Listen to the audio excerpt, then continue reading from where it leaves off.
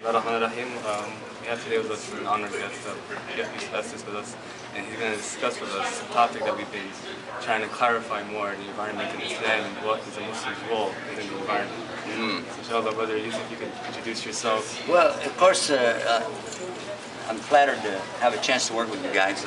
Green Dean, right? I like Green Dean, that's a good title. The Prophet ﷺ was, I think, more qualified to be called the first green person. Not obviously not in color, but in the fact that he was the first that I know of in history that put such a stress on ecological importance in the way we deal with our surroundings. Number one, and let's consider this, when we use, a basic need for us is water. Human beings need water.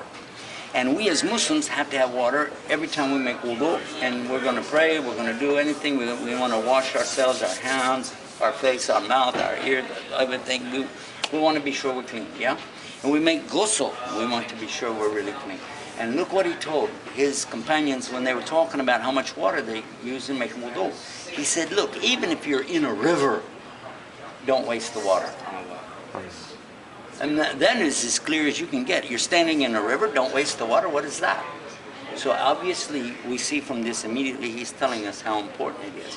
There were some other incidences that took place that if you do some research on it, you'll be surprised to find the way that he dealt with the animals, with the creatures. Even the Quran talks about not stepping on ants. In fact, it's a basic rule in Islam. You can take no life without a reason. You cannot take any life, not the life of a spider, not the life of a cricket. You cannot take any life without a reason. Now, if the spider's dangerous, going to bite you, something like that, that's the reason. And the same is going to be true whenever we talk about in terms of a dog. Let's say the dog is coming by. Some people say they don't like dogs. They think, you know, Muslims are not allowed to have dogs, things like that. Okay. Even if you don't want the dog around you, you're not allowed to hurt it, harm it. And some even told me you're not allowed to scare the dog. Unless there's a bigger problem, the dog is going to maybe attack your family, the dog is going to... And can you imagine, if you know these kind of details, and then how we dealt with our environment as Muslims, that is 1,400 years ago.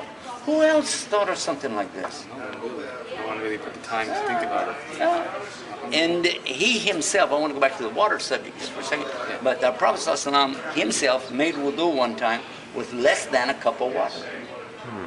And look how we waste it today in the events that we saw around us. So we're not really implementing it the way it should be implemented as Muslims. Well, absolutely. We need to implement what we're saying, because we can say a lot of things, but what do we actually do? And I think that the more we look and research, that we'll find that Islam is giving us a lot more answers than we're ready to deal with. Let's talk about another area of concern, that when we're talking about wasting and not wasting, all right? How about food? Now, I was in a place yesterday, I'm not going to say where, I was in a place yesterday, they want to honor us by giving us plenty of food. They brought filet mignon that was dhabiha. Okay, this is the top of the line steak, the very most tender of steak, which I dearly love, by the way, no problem with that.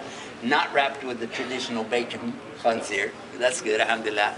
But then I realized that the plate they put in front of me was not to be shared with anybody else. Because I thought, look at this, there were like 6 pieces of filet mignon, piles of French fries, all the salad is over there, and so much other trimmings that went with it. And I looked at it and I thought, sure, we're all going to eat, but there were 5 of us.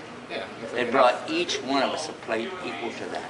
And I said, guys, I don't want to open mine up. It had a little plastic seal. I said, I don't even want to open it up. Let's all share from one. And they said, oh, it's too far to reach across the table. And then when it was over with, I looked at it, I said, look at guys, look at your food in front of you. We're through. We can't move. I said, spread it around a little bit, you know, even it up like this. Okay. So now it looks like we didn't even eat from it at all. It was way too much food. And this is haram in Islam, forbidden in Islam so much. The Sharia of Islam is clear about these things that we waste not, want not.